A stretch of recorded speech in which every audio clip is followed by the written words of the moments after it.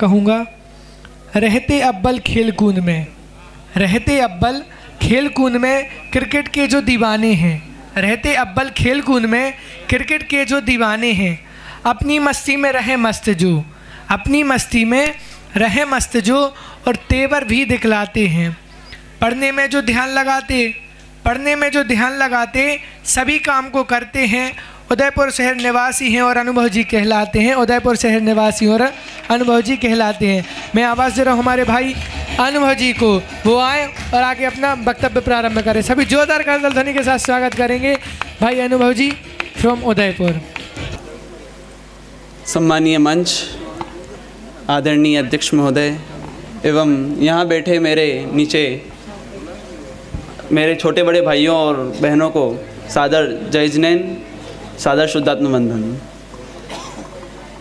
सबसे पहले तो मैं अपने आप को बहुत सौभाग्यशाली मानता हूँ कि मुझे यहाँ आकर इस आश्रम में पढ़ने को मिला,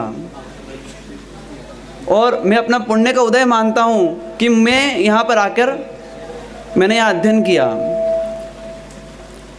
लेकिन उसमें कौन कौन निमित्त थे, तो मैं सबसे पहले अर्थात प्रेरणार्थक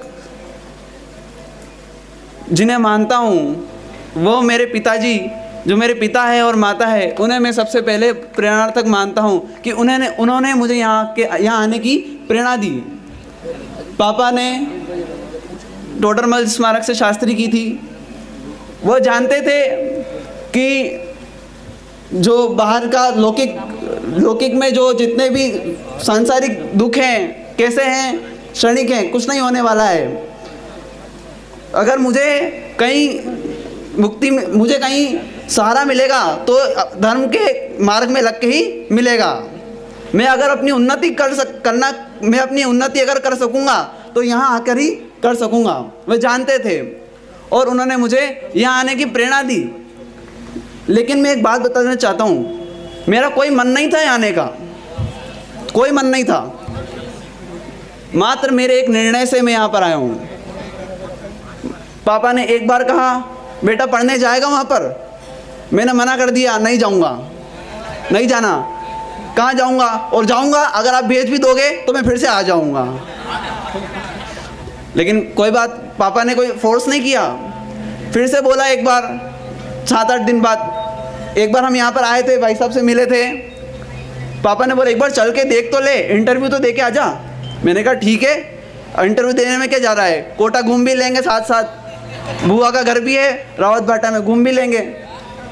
तो आए यहाँ पर और इंटरव्यू दिया और चलो भैया अब तो जाना है घर पे, चलो फिर से घर चले गए। कोई पता नहीं भाई साहब का फिर से फ़ोन आया था कि नहीं आया था पापा के पास, मुझे नहीं पता। लेकिन फिर से पापा ने कहा कि बेटा जाना है क्या। फिर मैंने सोचा कि मैं यहाँ रह के तो कुछ कर नहीं रहा हूँ। वास्तव में मैं उदयपुर में रह रहा था तो मेरा कोई उन्नति नहीं हो रही थी, बल्कि अवनति ही हो रही थी, मतलब नीचे ही गिर रहा था। मुझे लगा कि हाँ अगर मैं वहाँ जाकर कुछ करूँगा तो शायद कुछ हो सकता है, मैं आगे जीवन में आगे बढ़ सकता हूँ, है ना। तो मैं यहाँ पर इस बेस पे आया। मैंने बचपन से पाठशालाएँ पढ़ी हुई थी, लेकिन मर्म नहीं जानता था मैं। पाठशाला में मैं उदयपुर में पाठशालाएँ नियमित रूप से चलती थी, पाठशालाओं में जाता था। लेकिन किसके लिए कि पाठशाला में जाने से बस वो एक छोटी सी फुड़की में कुछ मिलता है ना, उसके लिए ही जाता था कि हाँ वो मिलेगा और थोड़ा पढ़ भी लेंगे। लेकिन मैं ये नहीं जानता था कि मर्म क्या है वास्तविक धर्म का। यहाँ पर आया, माहौल देखा, माहौल देखते ही पहले ही दिन से, फर्स्ट दिन से धर्मेंद्र जी भाई साहब का प्रवचन सुना था मैंने, और सुनते ही रह गया, उनकी शैली को देखते ही रह गया। और मेरे को कुछ पता नहीं, मतलब फिर तो मेरे को जाने का मन ही नहीं कर रहा था। पापा उसी दिन चले गए और मैं यहाँ कहीं यहीं रह गया। और 5 साल तक मुझे अपने घर की याद नहीं आई। मम्मी भी फ़ोन करती थी तो कहती थी मुझसे कि बेटा तुझे मेरी याद नहीं आती है, 7 दिन में फ़ोन लगाता है।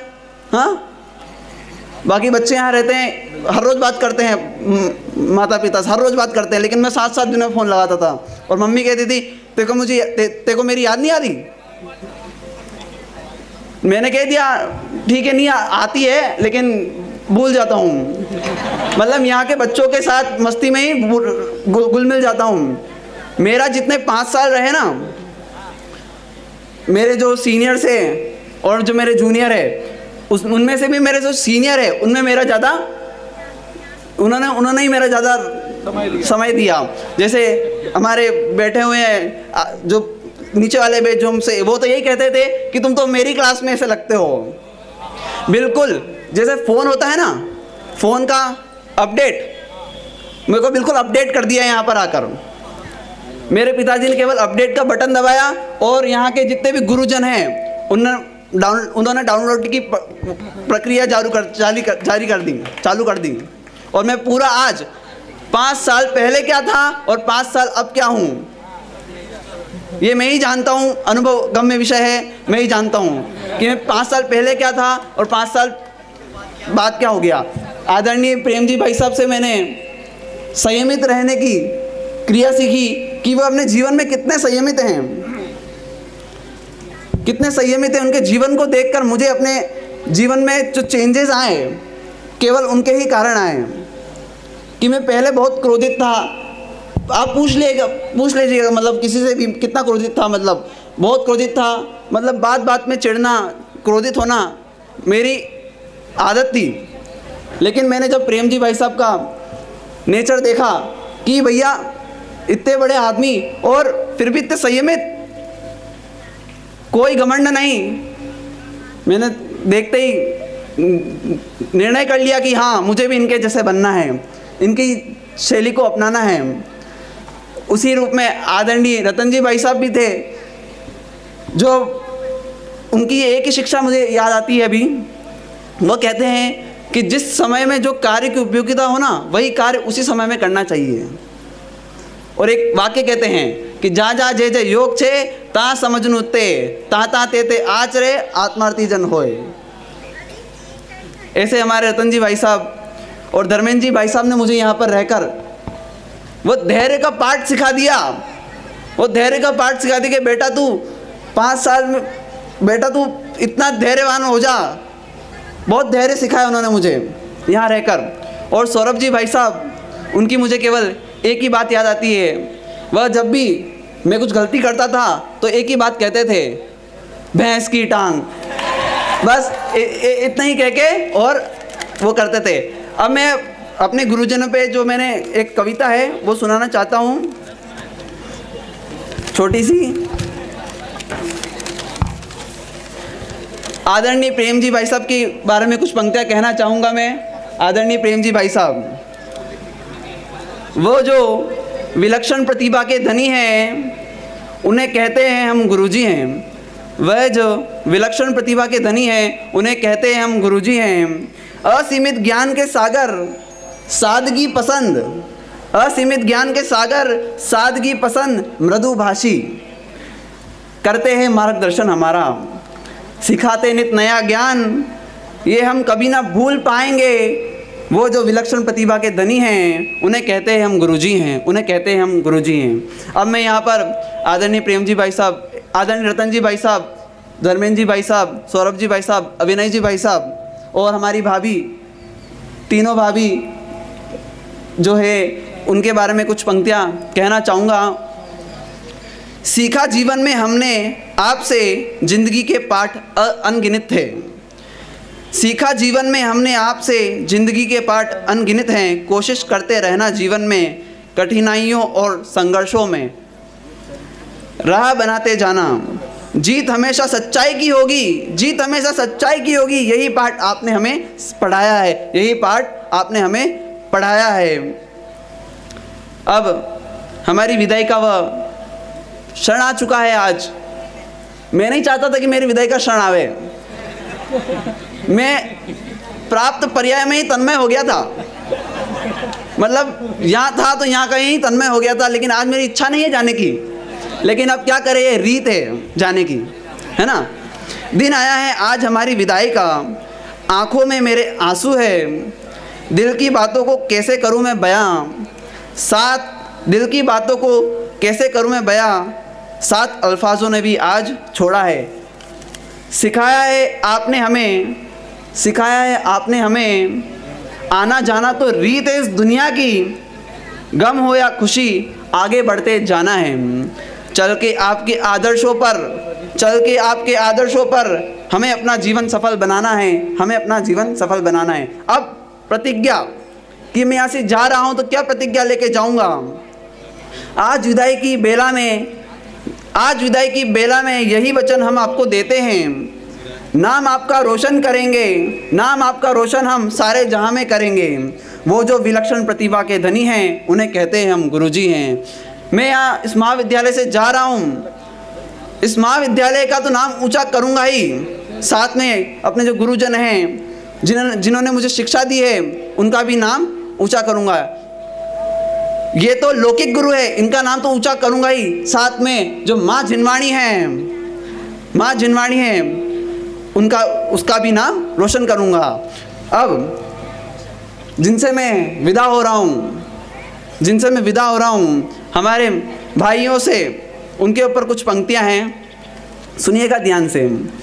वो लम्हे जो मेरी ज़िंदगी के अनमोल पल बन गए, वो लम्हे जो मेरे गुजरे हुए कल बन गए। काश इन लम्हों को मैं फिर से जी पाता, वो लम्हे जो मेरी नम आँखों के जल बन गए।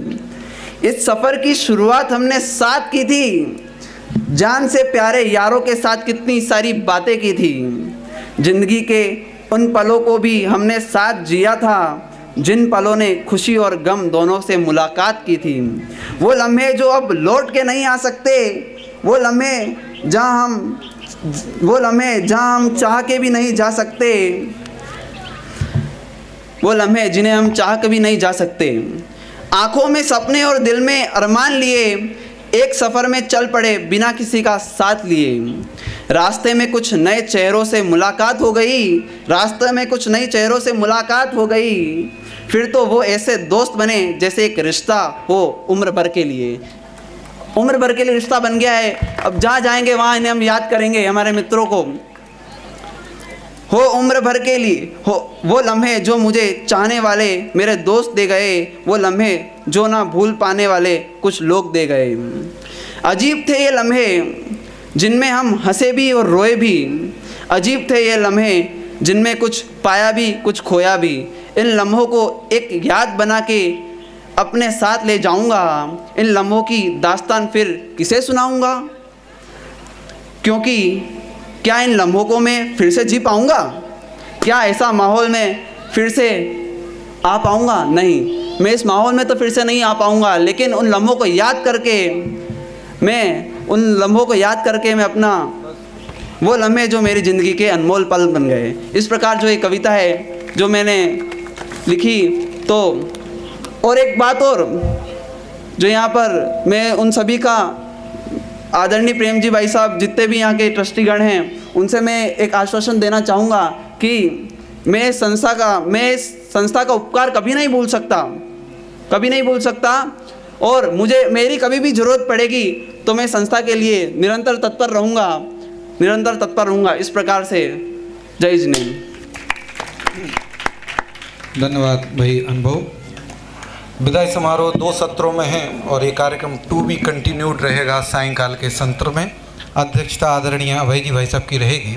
अभी हमें मुख्य अतिथि महोदय अजीत जी भाई साहब का अंतिम वक्तव्य सुनने का अवसर यहाँ मिलेगा इस सभा का।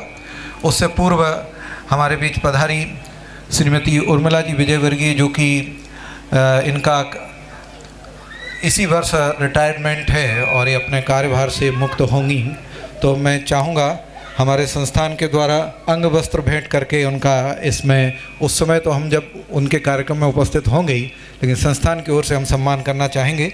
मैं आदरणीय श्रीमती सुनीता भाभी जी, रश्मि भाभी जी और श्रीमती रिया जी, इन तीनों को अनुरोध करूंगा कृपया आएँ और संस्थान की ओर से इन्हें अंग वस्त्र प्रदान कर इनका सम्मान करें।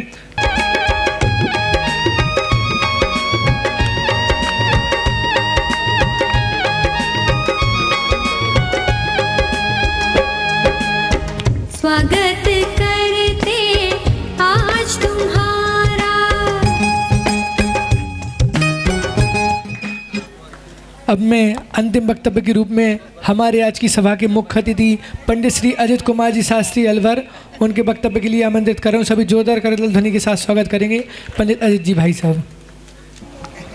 फिर भी मैं सभा की